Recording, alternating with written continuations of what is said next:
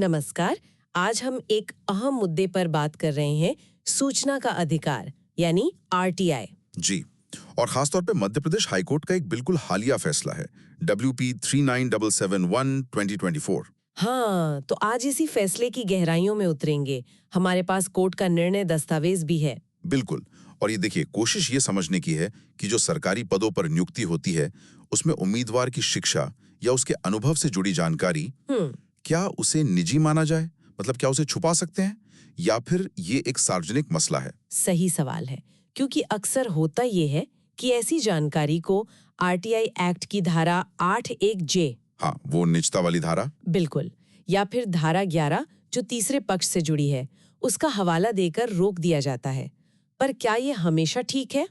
यही इस केस का केंद्र बिंदु है। यह मामला जुड़ा था Indian institute of forest management से। अच्छा। वहां एक एसोसिएट प्रोफेसर की नियुक्ति हुई थी और याचिकाकर्ता ने उसी नियुक्ति की वैधता पर सवाल उठाया था। तो उन्होंने क्या जानकारी मांगी थी आरटीआई में? उन्होंने उस पद के लिए जो जरूरी शैक्षणिक योग्यता थी और जो अनुभव प्रमाण पत्र थे वो मांगे थे। मतलब जानना चाहते थे कि क्या नियुक्त व्यक्ति वाकई योग्य है। तो फिर इसमें दिक्कत कहाँ आई? जानकारी क्यों नहीं दी गई? दिक्कत आई केंद्रीय सूचना आयोग मतलब CIC के लेवल पर। CIC तो आरटीआई मामलों में सबसे ऊंची अपील सुनने वाली संस्था है। हाँ। उन्होंने जानकारी देने से मना कर दिया। किस आधार पर? उनका कहना था कि ये तीसरे पक्ष की निजी जानकारी है और इसे आरटीआई एक्ट की धारा 8(1)(j और धारा 11 के तहत नहीं दिया जा सकता। और एक दिलचस्प बात यह भी है कि दस्तावेज में लिखा है CIC ने शुरू में थोड़ी तकनीकी गड़बड़ भी की थी। धारा 11 की जगह नियम 11 लिख दिया था। अच्छा, पर मूल तर्क वही निजता और तीसरा पक्ष वाला था। हाँ, आधार वही था। तो जाहिर है CIC के इस फैसले के खिलाफ फिर मामला हाईकोर्ट गया होगा, है ना? जी बिल्कुल। याचिकाकर्ता हाईकोर्ट गए। तो हाईकोर्ट ने ये जो तीसरे पक्ष की निजता वाली दलील थी, इसे कैसे परखा? यहीं पे हाईकोर्ट का नजरिया बहुत महत्वपूर्ण हो जाता है। कोर्ट ने CIC के ही कुछ पुराने फैसलों को देखा। जैसे एक प्रताप दाबर बनाम भारत सरकार का मामला था, या नीरज कुमार बनाम जीत सिंह।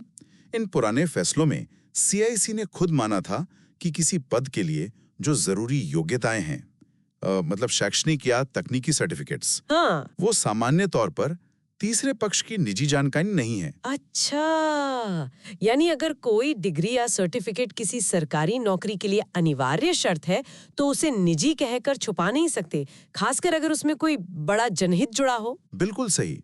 कोर्ट ने इसी बात पर जोर दिया, जब कोई व्यक्ति पब्लिक पोस्ट पर है, सरकार से तनख्वाह ले रहा है, जनता से जुड़े काम कर रहा है, हाँ। तो उसकी नियुक्ति से जुड़े जो योग्यता दस्तावेज हैं, वो निजी दायरे से बाहर आ जाते हैं। सरकारी नौकरी के लिए अप्लाई करना कोई पूरी तरह से निजी काम नहीं है। ये तो बहुत अहम बात है। क्या कोर्ट ने सिर्फ निजता वाले तर्क को ही देखा या कोई और भी पहलू थे? एक और तर्क दिया गया था, धारा 8(1)(h) का। वो क्या है? कि जानकारी देने से किसी जांच प्रक्रिया में बाधा आ सकती है।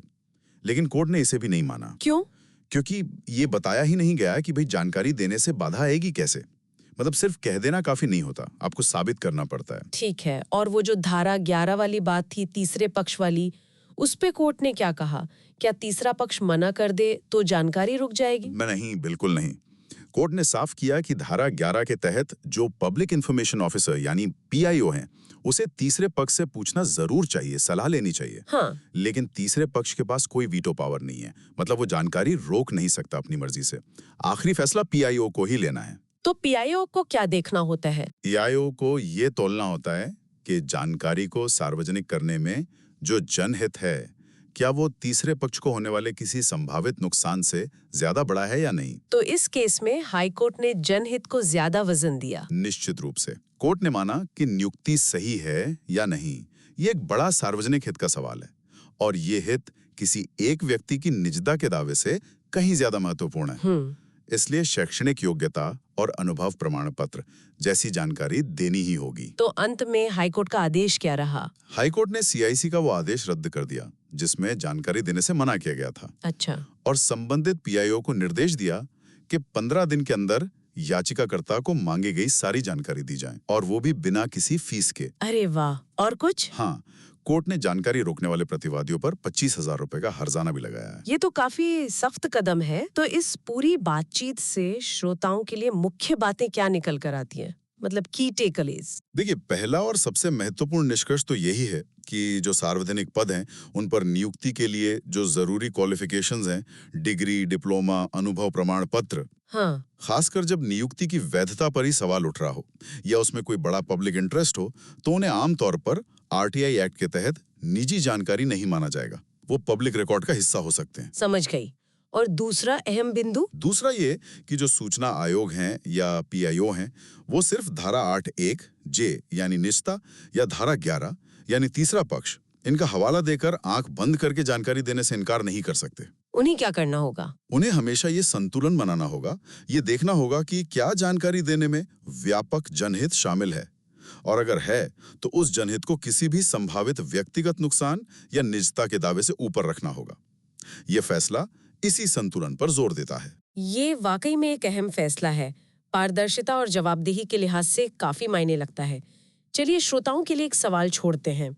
सोचिएगा कि ये फैसला सार्वजनिक नियुक्तियों में पारदर्शिता लाने में कितना कारगर साबित हो सकता है।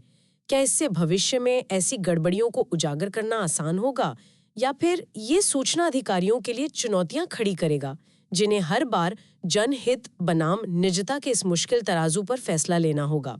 इस पर विचार जरूर कीजिएगा।